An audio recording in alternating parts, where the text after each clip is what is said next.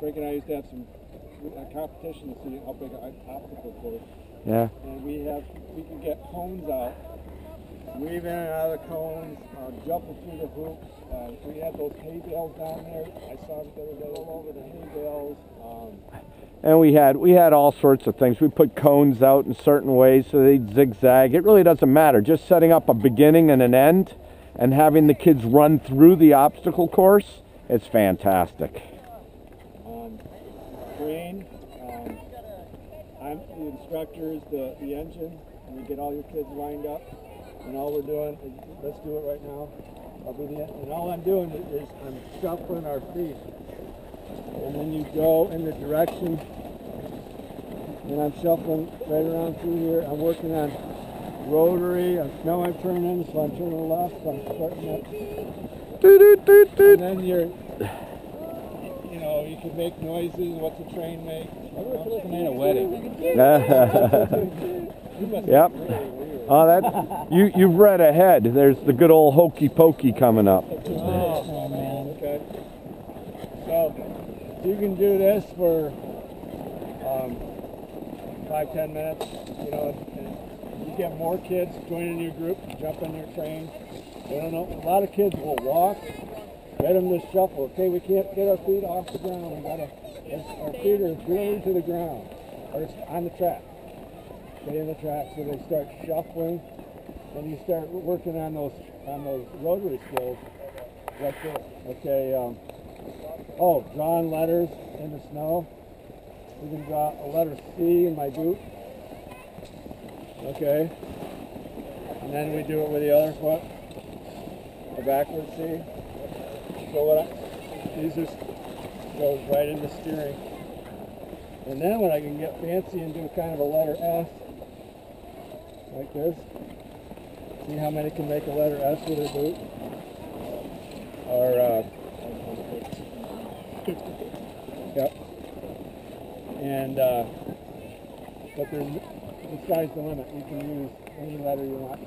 Why is that good, doing an S? It's working that inside ski again. You know, if we can get that, that's the hardest movement for any kid to make in regards to it. It's that they can get the pizza going pretty much, but then you try to break them of that pizza, it helps. If you can get them so then they're starting to do that motion with their ski boots. And here it is, right here, boot work. That's fantastic. That's a great way of learning how to do a right turn. And again, like what Bob was saying, that 10-15 minutes of just playing around, here we are, we're waiting for the rest of the group come. It's key for those kids. If we can get them to feel that motion, here they've never had this 10% weight on the bottom of their feet, and if we can get them just to feel that, we don't have to tell them that, oh, did you feel that? They'll never understand. But if they can start making that motion, that's fantastic. That's wonderful. Creating muscle memory. I mean, a lot of these kids have never used these muscles before. Have you ever gone like that, not in ski boots? And just doing it creates the muscle memory of having that action happen. Now, Becca, I don't know, she just works on Saturday, so I don't know if you know her. But she started 9 years ago with me.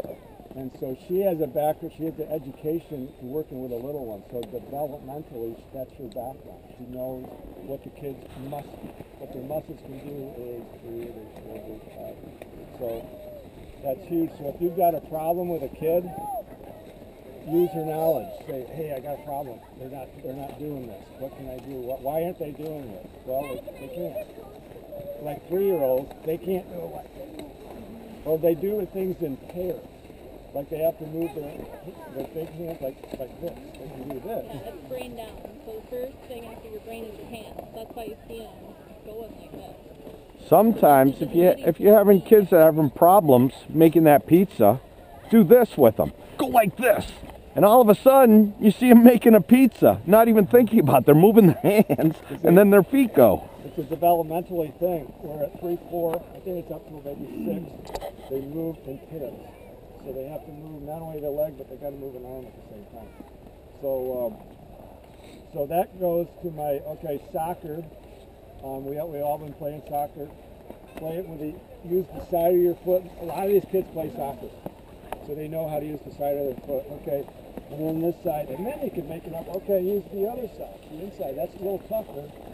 But we're getting rotary motion. We're getting this motion. We're getting all sorts of rotary in and out. So we're getting this kind of motion, which is huge once we get the skis on. And then we ask them to do stuff. Okay, bunny hops. We can pretend we're bunny. We can hop down, hop around, and then we can go a bit further and do like a 90-degree turn where we have to jump. Woo! And do that. You can use your imagination. You can line up the hoops, do hoops, hops through cones, hops through hoops. I mean, there's nothing written in stone that says you got to do it this way. Whatever the kids just go on the fly. This is a game that Amy taught me. Pizza, French fry, duck stories. Introduce, okay, what the shape of a pizza looks like. So we're going to put our feet like this, okay? And then we say, okay, we got a dog named Pizza. Okay, then you introduce what French fries look like. Okay, we got a cat named French fries. Then you say, okay, what's a duck walk like? Okay, we got a duck named Duck. Then you just make up a story. Okay? And every time you mention the word pizza, or French fry, or duck, they got to get in that shape. So you say, okay, my dog Pizza, and everybody, okay, getting your pizza, went for a walk to look for our cat French fry, and we were walking around the house, and my dog Pizza started chasing the duck in the backyard. And the kids love this stuff, and it gets them so they know exactly what the shapes are. They're working their muscles, and you used to use this all the time. This is a fun game. So, and it, you can have a little story kind of in your head, but you can just go with it. Throw in things with the kids, say, and now you're taking the story on, and then let the kids say some story, and whatever they say, sometimes I don't even hear what they say. I just kind of carry, yeah, that's right, we're going to do that. So, and just keep on going and stay real positive, like everything's good. No matter what they say, it's good. I don't want to be here. Well, that sounds fantastic. I'm glad you don't want to be here. So, how many of us have dealt with Adventure Cubs now? Just about everybody? Have we had the people that cry? The little ones that cry? No, Crystal did. What are some great ways of dealing with crying kids? Distraction is wonderful. Anything else? Any other good? Getting low with them, showing your face. Getting low. Most definitely. We don't want to look down to them because we're monsters to them. We need to get right down on our knees, and talk to them and things in regards to it. This is one that I was taught. My very first year, I had one that was miserable. No matter what I did, that kid was crying the whole time and things. And here I am the first time ever doing this, and I'm taking up the large magic carpet. Everybody's looking at me and things. I'm saying, oh man, what am I going to do with this kid? This is terrible. Finally, another instructor came up to me and went down to the little girl and said, what's going on? And she kept on crying and crying, and she just said, listen, you have to stop crying and tell me what's wrong. And she says, oh, my foot's hurting me, or something very, very simple and things in regards to it. Says, okay, look you have to stop crying now. And that person, the kid stopped crying. Sometimes we need to just tell the kid, be very direct with them, and say, you must stop crying now. And they'll shut right up. It's amazing. Wow, that was fantastic. I got to remember that one. And that was like went right into my bag of tricks and things. Look, I got cones set up wide and narrow. What I'm going to do is I'm going to shuffle my feet through the cones, and then I got to go wide. And what we're working on is getting this motion for the kids, because we get skis on. Sometimes they can't do this. But with the boots, we can start working those muscles. So right now, we're walking over. we're kind of shuffling our feet up. So say you're in a train track or you can't lift your feet up. See how we're getting our feet wide. Then when you get oh, this is another great one, the bear hunt story. Okay. They did this at this other area that I was at just because they had a long walk and so they had to kick the kids. But you could pretend like you're walking through a swamp, through the mud, so you got to get your feet up. And I'm going to walk through that swamp. So, I mean, we're working on all kinds of skills when we're... I've seen Caleb use that before. He calls it monster walking or something. Yeah. So that's what works like this. And then, you know, you can use your imagination. Next day you have to walk real low to get through the brush. You know, or else on your hands and knees or whatever. And then, what did I say? Oh, walk through the forest, and we got big trees. So we're just kind of shuffling our feet, and we can use cones to do that as your trees. And then this is your imagination. Remember, these 3- and 4-year-olds, they have huge imagination. And once you get that imagination flowing, it's like creating a monster. You can't stop them. It was great. You know, we always call this the magic carpet.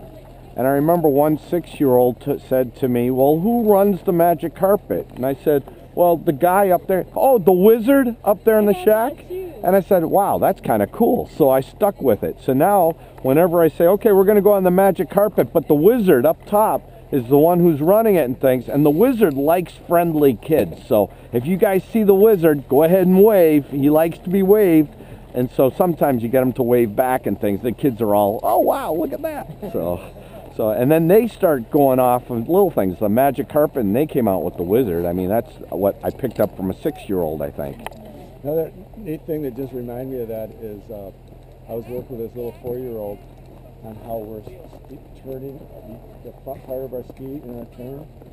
And we went on and on. All of a sudden, we're riding up the magic carpet, and he looks back at me, and says, so the front of my skis are the engine, and the back of my skis are the caboose. And I said, yeah, that's it. But so you use that analogy to get that point across that I'm leading the inside of the ski through my turn rather than the outside. So you have to, in terms that they can understand. But this kid, he was the one that brought the brilliant idea up. So I've been using that a lot. So sometimes kids will trigger stuff, and you grab that knowledge and put it in your bag, and you just never know when you're going to use it. And then, then we can, in that same bear hunt story, then we can say we have crossed a stream, and we can put, we can use those for rocks. We can jump from rock to rock to across that stream. Lots of different ways to get their imagination going.